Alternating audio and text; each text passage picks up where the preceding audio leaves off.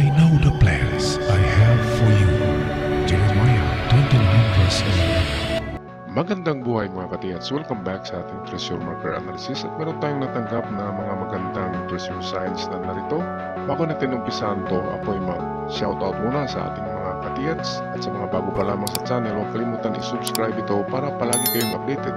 Okay, shoutout tayo kina Madan Canonigo, Rich Jean Sanchez, Raul Quilio, Mervin Wanzine, Miss In Crystal Dawn user WP5. Shoutout kay John Michael Samurai, user SY1, Mindanao Explorer. Shoutout din kay Jeffer Makiran, Carmelo Bahilidat, Gwinana Lumayno, Alex Parula, Rick Asilaw, user JB5. Shoutout din kay Lito Taburada, Rex Alipo, Remilito Katamura, Romeli Sulgon, and lastly shoutout kay Andy TV, kay Ruel Bilason, kay user HM8, at kay Richard Gomez. At sa mga hindi nabagit na mga pangalan, shoutout sa inyong lahat mga katiyats. Tayo na yung magpatuloy sa ating analysis. Magandang buhay sa lahat at narito ang video ni Katiyats. Atin muna panoorin ang kanyang mga treasure signs. May dalawang butas sa kabila, mayroon din. Yan.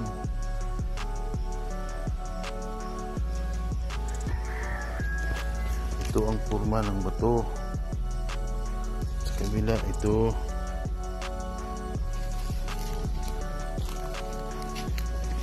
Ito ang likod, parang pagong. Ito. Butas, gitna. Malalim, idol.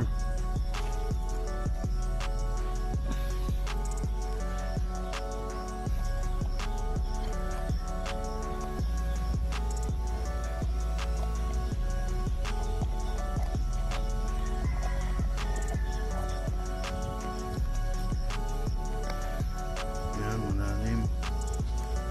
Yung tingin niya. Ito, mayroon pa dito. Wala. Ito.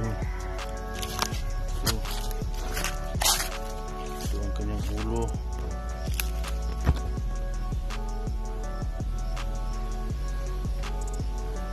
Ulo. Ito.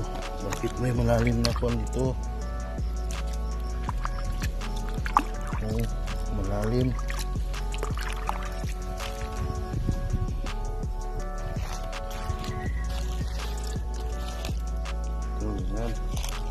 Ito, pati may mata. Ito, mayroon ding dalawang mata. Dito.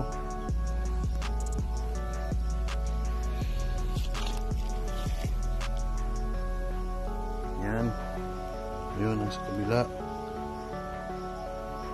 Ito, magkatabi lang itong bato na ito. Ito.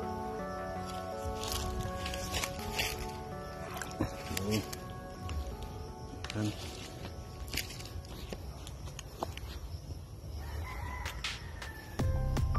Yan ang tren.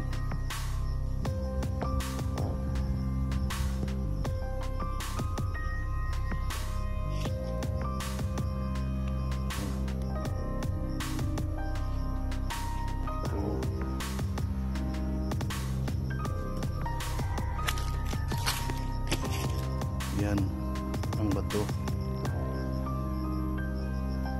Ito ang ulo.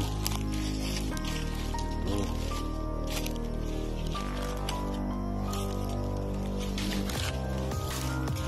Ito para naka backstack. Ito yung dulo. Ito para naka backstack.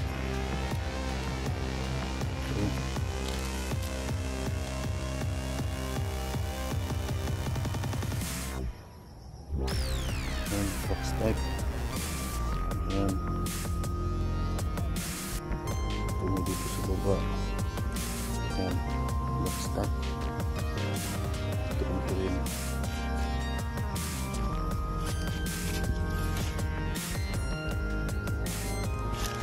Ito. Ito. Ano masabi mo ka idol? kung saan ito nakalagay ang kayamanan. So,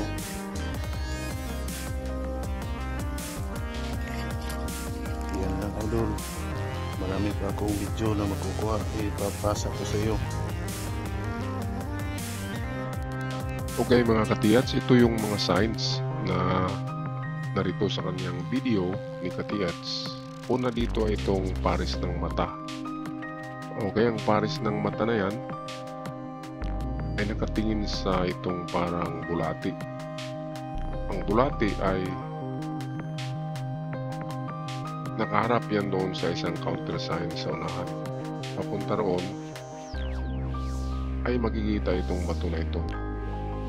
Hindi ito. Okay, at ang bato na ito ay kumpleto ng mga signs. Merong line for direction, merong mata kung saan nakatingin din yan, at merong distances ito. Okay, at dito nakatingin yung mata na dalawa na nasa unang bato. So ito yan ang mata na una natin kanina tinignan. Nakaharap yan sa bulati. Ito yung parang bulati na ganyan. Ang bulati naka-point sa bato na ito. Okay, kaya merong counter signs ang mga bato rito. So, ibig sabihin nito ay itong dalawang mata ay nagsabi na tingnan nyo ang bulati, o yan ba ay ulo ng ahas na maliit or maliit na ahas. Ang ahas ay pointer to treasures. Kaya sabi ng dalawang mata dito na tingnan nyo ang ahas na maliit kung saan yan nakatingin. Ngayon nakatingin yan dito na bato, at ito na bato ngayon ang susi sa lahat. Okay, meron siyang linya sa ibabaw na malalim. Sundan natin ang linya. Ang linya na yan ay naka-point siya dito. Baba yan dito, and then yan. Ngayon ang mga mata ay ganun din sa banda rito, nakatingin yan.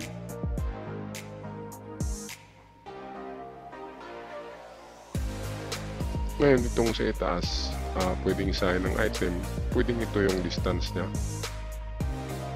Okay, so ang isang malalim at maiksi na guhit ay pwedeng 5 at pwede rin na 1 lang meter. So pwedeng 1 meter or pwedeng 5 meters. Kaya ang testig natin dito ay dito na portion. Sa harapan niya, una ay 1 meter. Malapit lang. Pangalawa ay 5 meters. Medyo may distansya na. Okay, at kung meron kayong kagamitan dyan, mga katiyats, na katulad ng mga dowsing o pendulum, gamitan nyo. Kasi alam na natin ng direksyon na ito yan, na direksyon ang tinitingnan ng mata. Ngayon ang distansya, hindi tayo sure. Okay, kung 1 or 5. Pero ganun pa man, testig kayo sa 1 at testig kayo sa 5. Ngayon, kung wala sa dalawa, i-estimate nyo kung saan talaga nakatingin ng mata. Okay, at ang susi din yan ay pwedeng kunin dito sa haba nito. Okay, at kung anong haba yan by inch, estimate nyo yan mga katiyats. Tingin ko nasa 12 ito inches. So panghuli dito ay pwedeng malayo-layo. Pwedeng 12 or 15 meters ang layo sa tinitingnan ng mata. Okay, at meron din tayong sa likod yata nitong isang bato na tiningnan itong dalawang mata ay merong malalim na butas. Ito yan. So itong malalim na butas na tinusok kanina ni Katiyats ay pwedeng yan ay imbudo. Okay, na ibig sabihin na ipapasok ang tubig dyan dahil siya ay hollow inside or merong chamber. Okay, kaya pukpukin nyo ng maso ang palibot ng bato na yan At kapag tutunog na hollow, baka merong treasure inside that rock. Inside sa bato na ito, baka merong chamber. Kasi malalim siya at pumapasok ang tubig.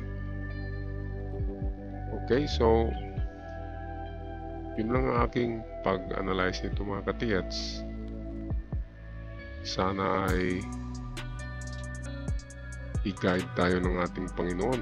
Ito yung close-up ng mata, matang-mata talaga siya. Kaya bago kayo mag-umpisa ay manalangin muna kayo. Wala namang masama sa Panginoon na maghangad tayo ng kayamanan kasi sinabi niya yan sa Isaiah 45 na ibibigay niya ang mga kayamanan na nakatago sa dilim sa mga taong nagustuhan niya. Kaya hindi bawal maghihingi sa Panginoon tungkol sa mga kayamanan. Okay, so ako'y magpaalam na hanggang sa muli mga katiyats. See you on my next video. Ingat kayong lahat.